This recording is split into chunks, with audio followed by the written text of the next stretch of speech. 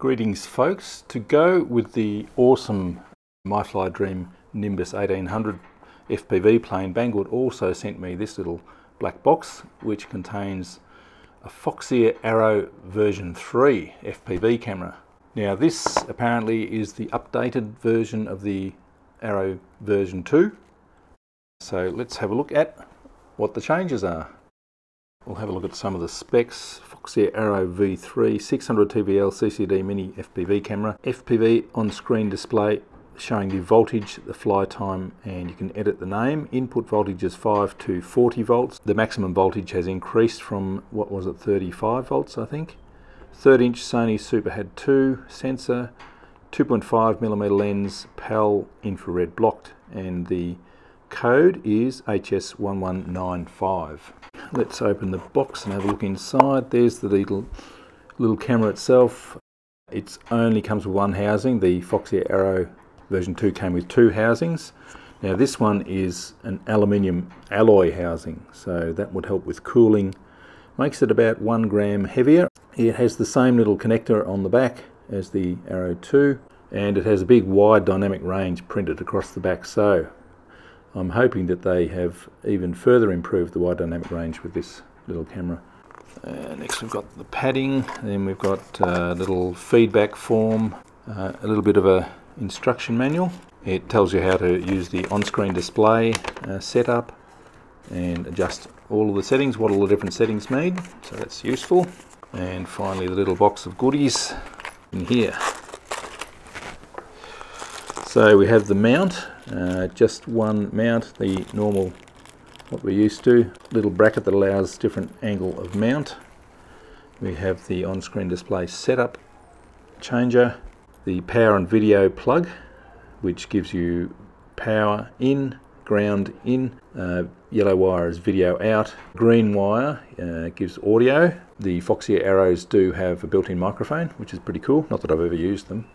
So that's the green wire. The blue wire is the voltage on-screen display. So if you connect that to the red wire of your battery, that will give accurate voltage display on your screen, which is just a fantastic feature of these cameras. We also have a little extension cable coming off the main connector plug, which you connect the on-screen display changer into. And that means that you can have the connection sort of coming out of a tight mounting spot, like on a mini quad or something like that, which is another very nice idea. Little lens cap as well. So here's the close-up of the back of the camera. The sensor, that's the voltage sensor, ground, OSD, audio, video, ground and VCC. We have 3 screw holes on the side, which is different to the previous versions, which only had 2. It gives you more options for mounting. Little screw in the middle, and then you can lock it in place with this little screw down the bottom here. Let's connect it all up and see it in action. Now, got the little camera, plug in the cable, plug the cable into my video transmitter, fire up the video transmitter. There we go. Now we've got a picture. So down the bottom you can see the Foxeer. In the middle you can see the 10.6 volts, that's the uncalibrated voltage coming through the camera.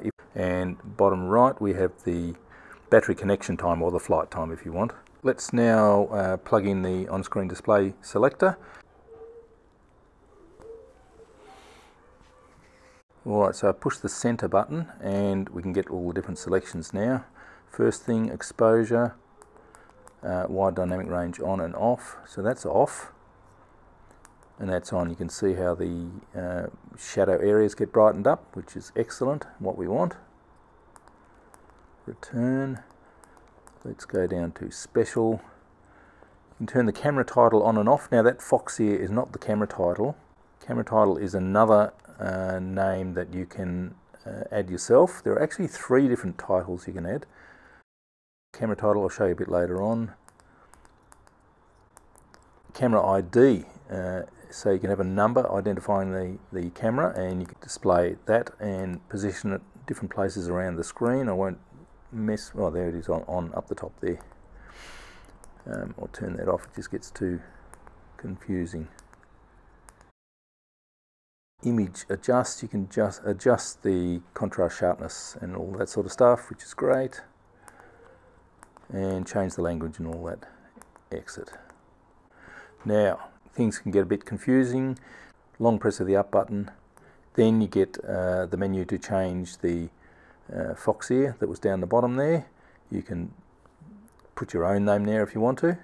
You can turn the name on, turn the time on or off, turn the power on and off. Now by a long press of the left button, you'll see the Foxeer starts flashing. Then you can, using the up and down buttons, move that around the screen if you want to. Long press the down button and you can move the power up and down the screen. Then if you push the center button again, then you get the option to calibrate that voltage. Long press of the right button, and then you can change the position of the time there if you so desire. I think I'll just leave it all down there. Now it's a good idea to remember that long press of the up button, because by playing with all the buttons you can actually make that display down below disappear totally, which I did, and I had to read the manual to work out how to get it back again. But yes, remember that long press of the up button, and you can change all of those on-screen display settings there. Alright, so what I've done now is I've added a little servo plug to the cable that comes out of the camera, and I've tapped into the power into the video transmitter.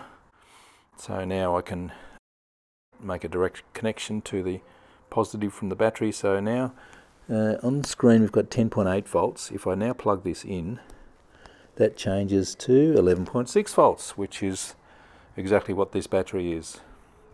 So that's great. That gives me accurate battery telemetry while I'm flying, and flight time as well. So awesome. Alright, better take it for a fly now. Oh, this thing would slope so easily.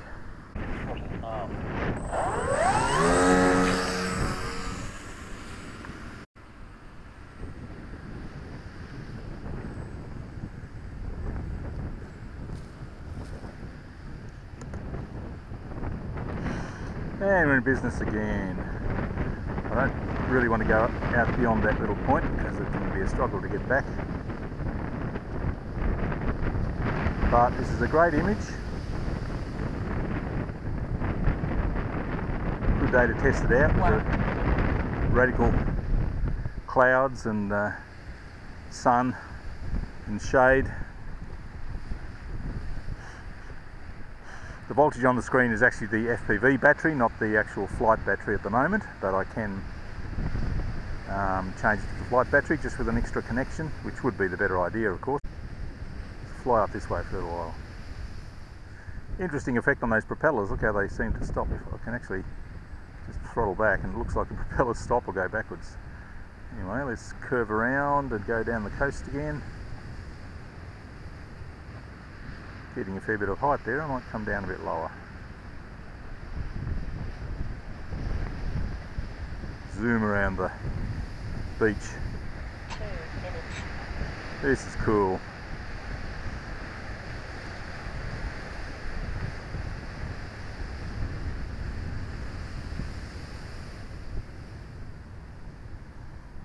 Beautiful views.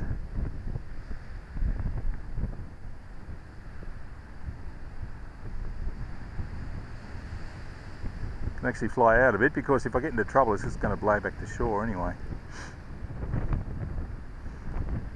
It's blowing strong, but this plane is nice and solid and heavy, so it's just cutting through the wind, no problems at all, not even getting buffeted around.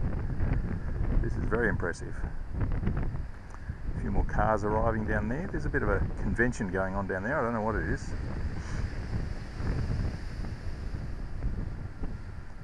Anyway, so this is the Foxeer Arrow version 3, which I really like. Love the voltage on-screen display. The aluminium case is really nice. You can get all these different metallic colours, which are very cool. And flying on the My Fly Dream Nimbus, which is a awesome big twin FPV cruiser. Time to come into land.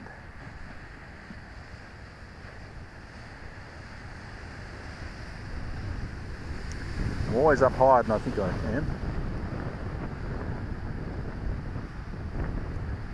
Can't spot it yet. down lower because I'll be back there. There I am. Alright.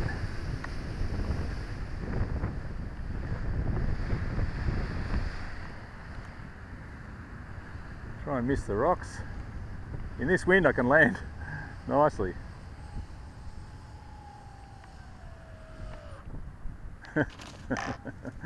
Awesome. 4 minutes. Throttle safe. So this is the Foxeer Arrow version 3 mounted on the My Fly Dream Nimbus.